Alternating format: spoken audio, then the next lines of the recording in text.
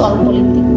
Ini soal orang-orang yang kehilangan seseorang yang mereka cintai, tanpa tahu kemana perginya, tanpa tahu kenapa. Dari rasa kehilangan itu, mereka memilih untuk datang setiap Kamis membawa bayang itu. Hidup korban! Hidup korban! Ya! Aksi Kamisan bukan sekedar aksi diam. Ia adalah pengingat bahwa masih ada hak yang dirampas, suara yang dibungkam, dan perjuangan yang belum selesai. Pastikan kawan-kawan untuk dipenuhinya hak-hak sipil, hak-hak buruh, tani dan nelayan kawan-kawan. Karena pada hakikatnya jikalau tidak ada mereka, maka tidak ada aparatur pejabat yang bisa berdiri, yang bisa duduk di bangku-bangku nikmat kekuasaan. Sepakat kawan-kawan? Apa yang diperjuangkan para buruh besok hari?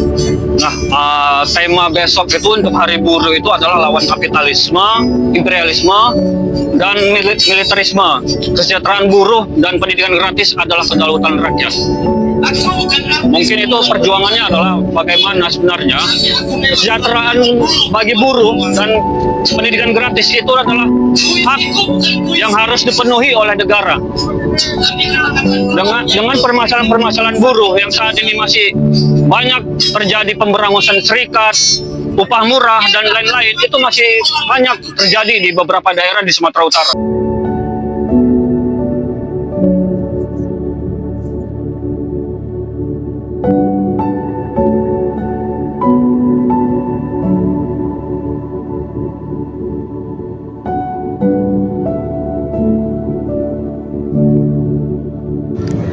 Aksi Kamisan juga menjadi pengingat bahwa kebebasan berpendapat dan hak asasi manusia merupakan bagian penting dalam kehidupan demokrasi. Berbagai upaya dan ribuan suara terus dibungkam, dan tak jarang dengan beringas atau bahkan air keras.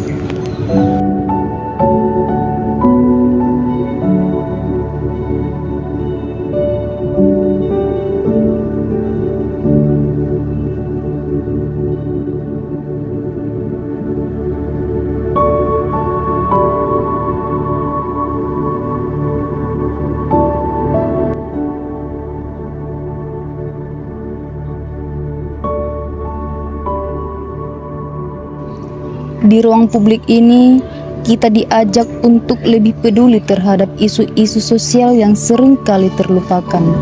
Karena bagi mereka, diam terhadap ketidakadilan berarti membiarkan masalah itu terus terjadi.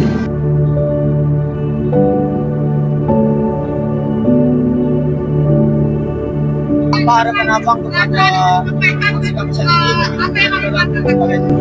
Yang pertama, saya berharap harapan saya terhadap aksi Kamisan ini semoga kedepannya makin ramai, semoga kedepannya masih makin banyak orang-orang yang sadar akan huru-hara yang terjadi pada negara ini. Harapan pada negara apa? Kami tidak muluk-muluk. Kami berharap suara kami didengar. Kami berharap semuanya, semua permintaan kami tidak muluk-muluk kepada para pejabat, yang dimana usut tuntas pelanggaran HAM berat, usut tuntas kasus-kasus yang terjadi di setiap daerah di mana aksi Kamisan itu berada, pun di mana aksi Kamisan itu juga tidak berjalan.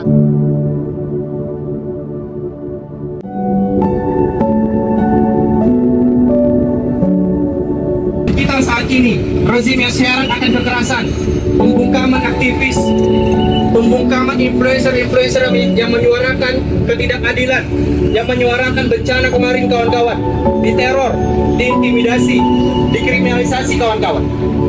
Ini praktek yang terus terjadi akhir-akhir ini akibat rezim yang syarat akan kekerasan kawan-kawan. Remilitarisme is real. Yang pastinya kasus ini dan kasus-kasus lainnya yang dilakukan oleh militer yang berhubungan dengan sipil diadili di peradilan negeri kawan-kawan. Itulah salah satu bentuk logika evolusi. Itulah salah satu bentuk-bentuk kedunguan oleh aparatur negara kawan-kawan, yang dimana mereka Mereka cacat logika dalam memahami hukum, tapi diberikan kekuasaan, tapi diberikan kesewenang-wenangan untuk mengatur hukum. Hidup korban, jangan diam. Hidup buruh, hidup petani, hidup mahasiswa, hidup perempuan-perempuan yang melawan. Apa saja yang terjadi kepada kita, aku, Anda, sebagai buruh, kawan-kawan, menuju Hari Buruh atau May Day 2026 ini, kawan-kawan. Buruh itu adalah semua atau setiap orang yang menjual tenaganya demi upah.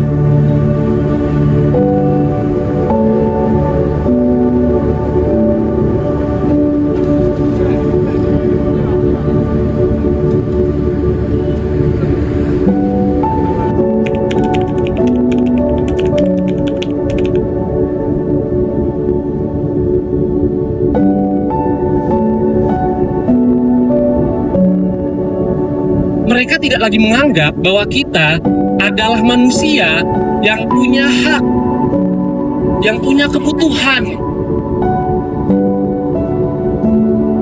Negara berhasil mengasingkan dirinya dengan rakyatnya.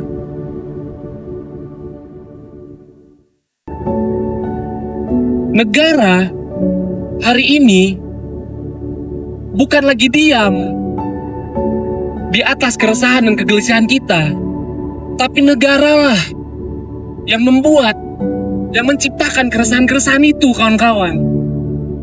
Dan setiap 5 tahun mereka datang ke kita berjanji untuk menyelesaikan masalah-masalah itu.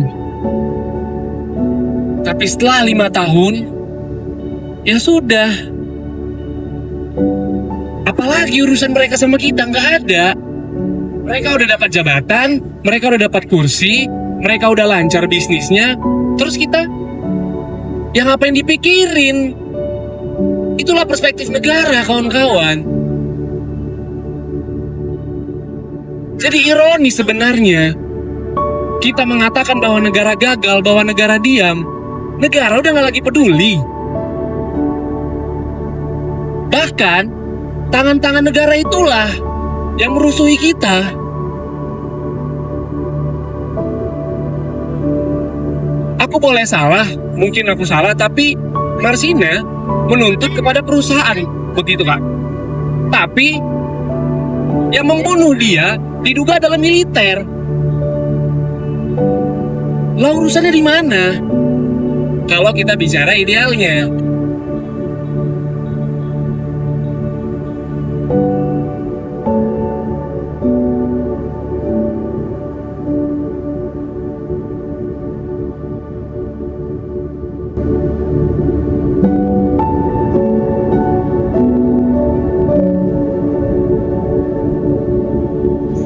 Orang-orang boleh berlalu, penguasa boleh berganti dan pura-pura tuli.